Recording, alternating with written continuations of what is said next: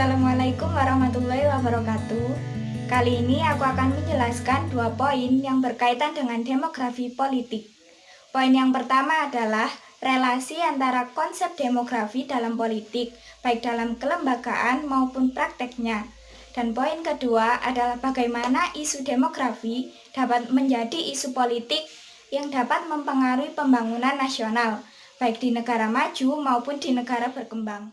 Masuk ke poin pertama, alangkah baiknya jika kita mengetahui apa sih demografi itu sendiri.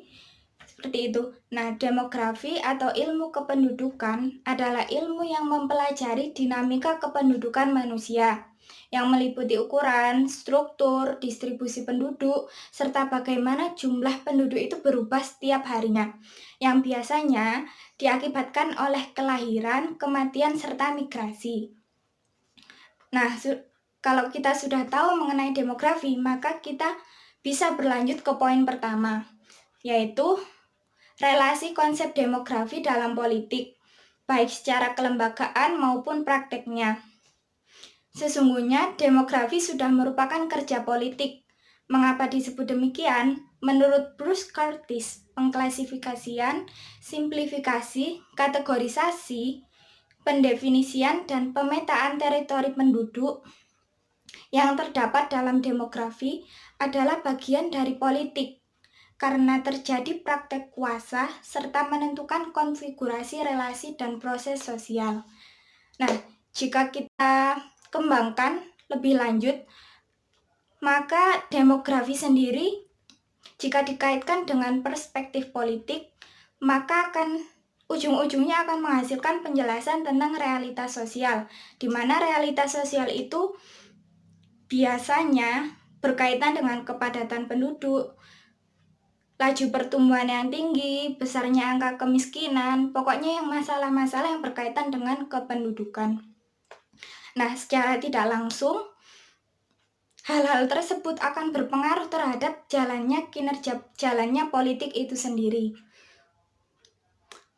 Misalnya, kepadatan penduduk akan berpengaruh terhadap kinerja politik, yaitu adanya tuntutan yang makin besar terhadap politik.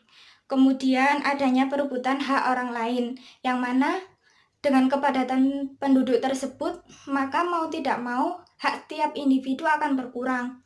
Kemudian adanya gangguan dalam ekologi politik yang membawa keberlangsungan lingkungan. Jadi secara tidak langsung, demografi memiliki kaitan erat dengan politik itu sendiri. Nah, beralih ke poin kedua, yaitu bagaimana isu demografi menjadi isu global yang mempengaruhi pembangunan nasional di negara, baik di negara berkembang maupun di negara maju.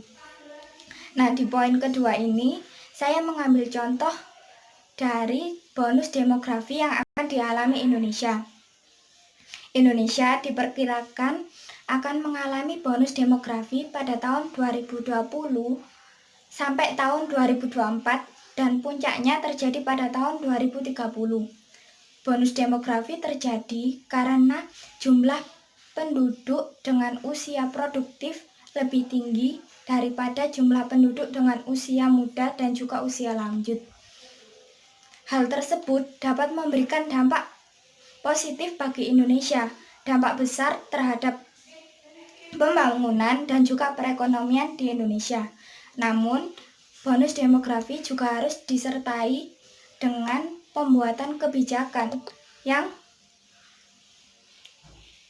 memperhatikan perubahan struktur kependudukan di Indonesia. Perlu dibentuk kebijakan terkait kependudukan yang baru setelah program keluarga berencana yang diterapkan di era Soeharto.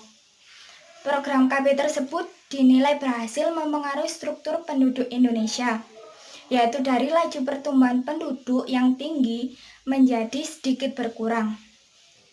Nah, jika tidak disertai dengan pembuatan kebijakan tersebut, maka bonus demografi di Indonesia hanya akan sia-sia. Bonus demografi hanya akan menjadikan populasi yang tidak produktif dan malah membebani negara jika tidak disertai dengan sumber daya manusia yang unggul, serta pembenahan dalam struktur kependudukannya.